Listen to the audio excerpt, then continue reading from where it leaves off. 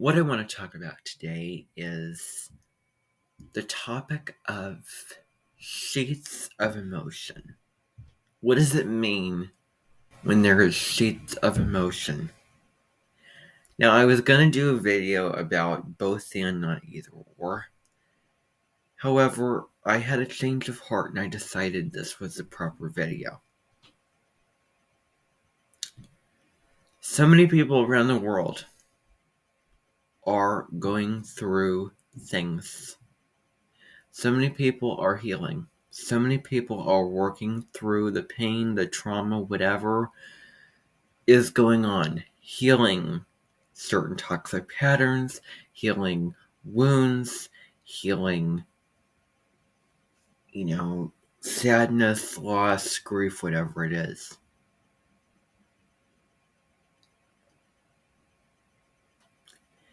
If a single person comes to me and starts talking about gratitude, well, they have to do a couple things first before they come and tell me. They have to binge watch videos. They have to go from one channel to the other with the intention of going through the motions and getting it done and getting it checked off the list. They have to do that. Yes, they do. Anything else they have to do? Well, become particular. Keep it, let it go. And then after you come to me and you're chill about it and you have perspective on it and you're fine with it and you feel good about it, then you can tell me. I mean, I have preached, I have written, I have spoken about all this stuff.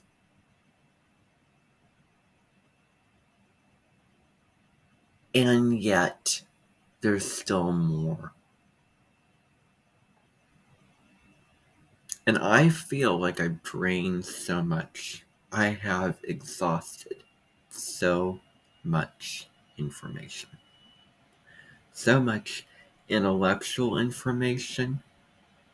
So much astrological information. And I've also ruined my interest and curiosity in things. I have ruined the value of discovering new things.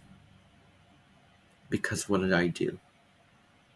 I discovered a whole bunch of things, one after the other. Boom, boom, boom. Go to this channel, watch this video, keep it or leave it, become particular.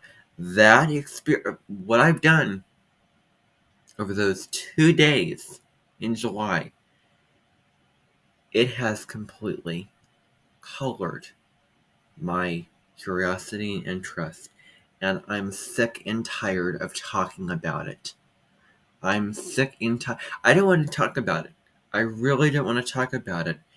And if anyone comes to me and tells me that what I'm talking about is petty, well, they're going to be the ones,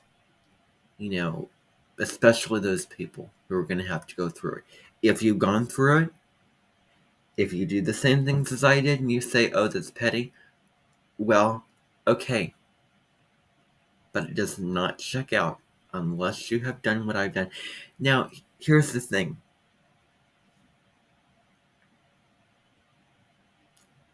To compare this to actually hurting someone, saying someone offensive, destroying a relationship is, different. I'm talking about foundations and I'm talking about emotional foundations.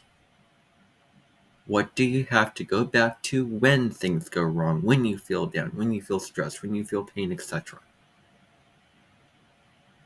Do you feel good about what you have? Do you feel abundant? Do you feel like there's so much of that? Or do you feel like it has been distorted and changed and you don't feel like you have real foundations to go back to? Now, that's one layer of it.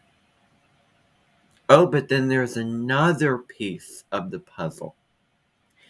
And that other piece of the puzzle is, guess what? On top of all that, I have a YouTube channel and I make videos about this stuff. And I go online, I read stuff about this. And then I feel like I use it and abuse it. And then just make videos which have so much information, practically giving away all the information. And then I go on, read posts, and watch videos, and I'm not interested. I'm not as interested. I'm not as enthusiastic. I'm not as nourished and curious into these videos, particularly Astrology with Heather. When I watch those videos, I can only think of walking into the student center in the morning with the smell of whatever it is that could be purely appreciated, and I think of the sunlight beaming through, and I think of sitting down and taking the plastic, which is sticky, and opening up that thing while I'm wearing my coat and I'm warm, and drinking watered down cocoa, and sitting in the guilt and the depression, feeling lonely, and it's quiet, and I feel at peace, save for the regret and the guilt and the impurity and the negative associations and lack of interest and lack of feeling abundant feelings that I have. I can only think of the videos that I've done and comparing myself to those. I can only think of, this is information that I already know. This is exactly what I've done. How is this any different? And I'm really feeling like the more I do, the less I have to be interested in, to learn, to do that. I read something about Jupiter in either Virgo or Gemini, and a couple of the things, I hate to say it, dare I say that, but they did kind of resonate. But there may be other reasons for that. Number one, they enjoy the art of complaint. I mean, respectively, certain things. And it's about asking questions. It's not about, okay, I'm gaining this. When I gain, I feel like I have less if I feel like I've spoiled that information. If it is imperfectly imperfect. If I have it with the intention of sabering it, or, just going through the motions, one after the other. And just for the sake of getting it done and, going at it with full intensity. South Node's in Scorpio. Scorpio is a destructive and intense and extreme sign that deals with the dark, the shadow, the depression, all the negatives, all the negative stuff. And that South Node in Scorpio, I have dropped into that from time to time when I have, it has not, served me. So much of what I felt that I had is gone, destroyed, obliterated. I have robbed myself. I have self-sabotaged myself. I have destroyed. And I have colored and impurified curiosity, abundance, and it comes in cycles, one after the other. Sometimes it's there, then it goes away, comes again, but then it's very fragile, and any little thing, I need to take care of this. This is not how this should be. I have this thing to work on for what? I'm going to type hard on my keys just to get this done. I didn't finish this video. I don't know. I didn't, watch this with the mindset of getting it out of it, or, whatever it is. Any little thing could just break the ice. Information is fragile. That's how I feel. It was much more resilient, but those foundations and that ground used to be pretty solid and pretty unbreakable. Now, it's so thin that any little thing could just crack. the ground, which is abundance. I can't believe I had to sit here and try to explain abundance. I should just unconsciously be experiencing without, getting to it and begging for it. Begging for feeling that, oh, well, there are those types of people who say, oh, you have to, law of attraction, try to make yourself feel that way and try to be in an attitude of gratitude and this and that.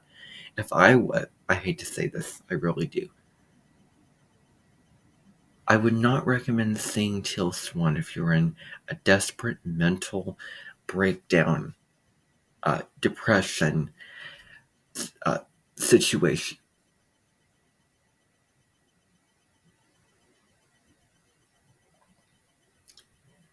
Is going to be difficult. I don't want to hear the intellectual advice. I'm sick of hearing that. I'm sick of hearing it. I'm sick and tired of hearing all the things about, you just get in that state and you do whatever. And I myself have talked about it and I've written about it.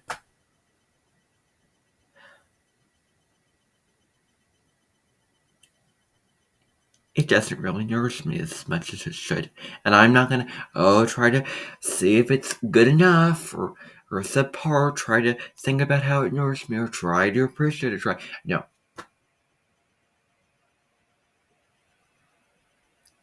Either it does or it doesn't.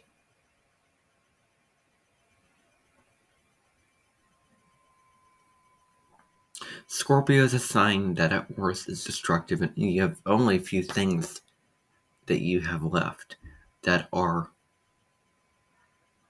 untampered with. Clinging on to the dog, clinging on to this, clinging on to that, making the most out of it. Instead of Taurus celebrating the abundance. Well, I'm sick of hearing that information and then I don't feel it. And then it's, I'm sick of it. And I'm sick of going in the morning every single day. Early in the morning. The only anticipation I have is just the car ride, and then I get there and boom. It just starts to just come in again and again and again. And then it's just, I've about had it. And hopefully my 8th personal year, which is prosperity and manifestation, will help. Okay. I wanted to make this video because the sheets of emotion that I'm going through and so many other people are going through, I'm trying to get rid of those sheets, remove those sheets, heal those sheets, whatever you want to say. And I will be watching certain videos concerning this. Bye for now.